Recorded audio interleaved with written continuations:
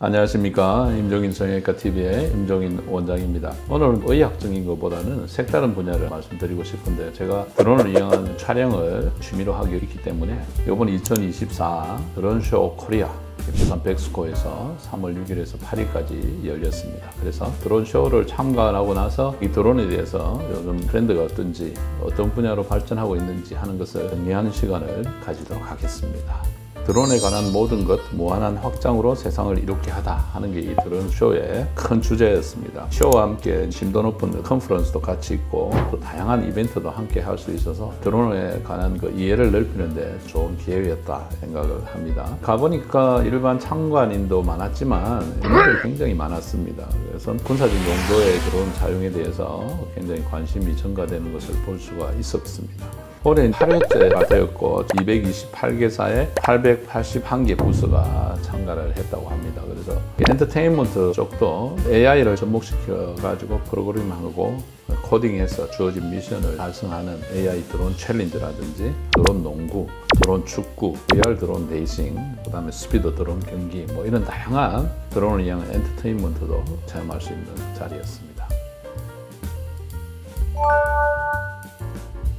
대한민국 드론 산업 육성이 2015년부터 시작이 되었다고 합니다. 정부 주도하에서 10년 가까이 되는데, 신성장 산업으로서 만들어서 조과, 제도 정비, 정책을 발굴하고 실증 사업, 그것에 대한 인프라 구축, 기업 성장 지원 등 2015년부터 정책적으로 밀고 있는데, 최근에 우리나라의 드론 산업에 대한 평가가 굉장히 세계적으로 좀 높아지고 있는 상황이 되겠습니다. 그래서 세계 10대 드론 시장 국가다 이렇게 평가하고 있는 상황이 되겠습니다.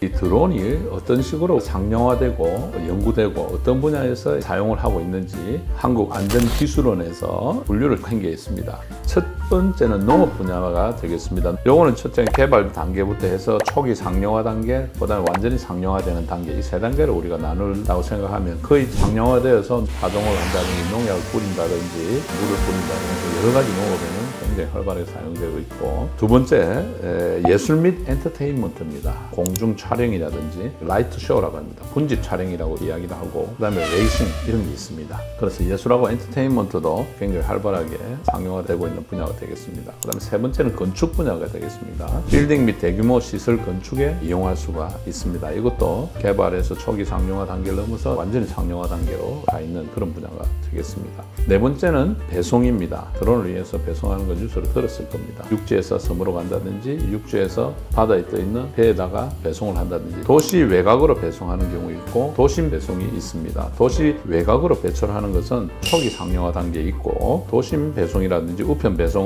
여기 좀 사실은 좀 복잡합니다. 위험하기도 하고, 그래서 이것은 개발과 초기 상용화 단계까지 되어 있고 상용화 단계까지는 오지 않았습니다. 그 다음에 다섯 번째 에너지 검사하는 분야인데, 파이프라인 같은 것을 드론을 넣어서 그 안에 검사하는 것, 그다음에 타워 같은 거 사람이 올라가지 않고 드론을 보내서 검사하고, 큰 플랜트 공장들이 있습니다. 그 플랜트를 점검하는데도 드론을 이용을 하고 있다. 여기는 굉장히 상용화가 돼서 지금도 활발하게 활용하고 있는 분야가 되겠습니다. 그럼 여섯 번째, 건강 및 재난관리. 이것은 의학적으로 사용할 수 있는 분야가 되겠죠. 실종자 수색에 있어서 드론을 띄워가지고 실종자 수색하는 거 많이 봤습니다. 적외선을 써서 사람을 찾는 방법도 있고, 직접적으로 촬영해서 찾는 방법도 있습니다. 그 다음에 재난이 당했을 때 사람이 직접 접근할 수 없는 경우가 있겠죠. 그런 경우에 혈액하고 제세동기 이런 것을 드론에 실어서 보내는 거, 이것도 지금 초기 상용화 단계까지는 와 있다고 합니다. 그런데 상용화되어서 완전히 자유자재로 쓰고 있지는 않다고 하네요. 그 다음에 일곱 번째는 소방이나 경찰 등 공공 서비스가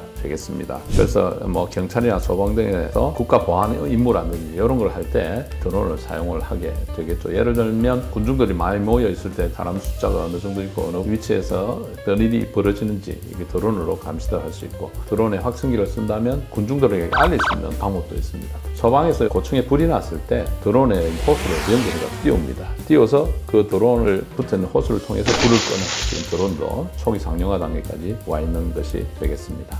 자, 그 다음에 도시 매핑이라는 게 있습니다. 드론이 어떤 지역에 날아다니면서 매핑을 합니다. 매핑을 하게 되면 어떤 위치에 어떤 건물이 있고 땅이 어떤 모양으로 있고 정확하게 매핑을 지도를 만들 수가 있는 것입니다. 그래서 공공기관에서 정기적으로 매핑을 하게 되면 변화들을 알 수 있는 좋은 방법이 되겠죠. 이것도 상용화가 완전히 되어서 많이 사용하고 있습니다. 그 다음 9번째는 안전 및 보안 분야가 되겠는데요. 말 그대로 탐색 구조라든지 국경을 수색한다든지 DMZ에서도 TOD라 열감시 장치도 있고 한데 그런 거하고 비슷한 겁니다. 드론을 통해서 감시를 할 수 있는 것이 되겠죠. 여기에는 많이 사용을 하고 있습니다. 우리나라에서는 초기 상용화 단계에 있고 10번째는 교통 및 시설 관리입니다. 교량이라든지 공항, 도로, 기차 이런 것을 검사할 때도 초기 상용화 단계에서 연구되고 있는 분야가 되겠습니다. 이번에 제가 가서 느낀 것은 군인들 굉장히 많다. 군사 분야로 드론이 굉장히 확장성을 가지고 있구나 느꼈는데요. 드론이 전쟁에 어떻게 사용하고 있나 한번 생각을 해보겠습니다. 그래서 우리나라의 입장에서 보면은 우리가 무인 항공기 기술 분야 선도그룹이라고 세계에서 인정을 하고 있는데 한 8위 정도 된다고 하네요. 이 드론이라는 게 좋은 점도 많이 있지만 또 어두운 점이 있다고 그랬는데요. 이번에는 무인 항공기 대응 시스템 CUAS (Counter Unmanned Air System) 혹은 안티 드론 시스템에 대해서 말씀을 드릴게요.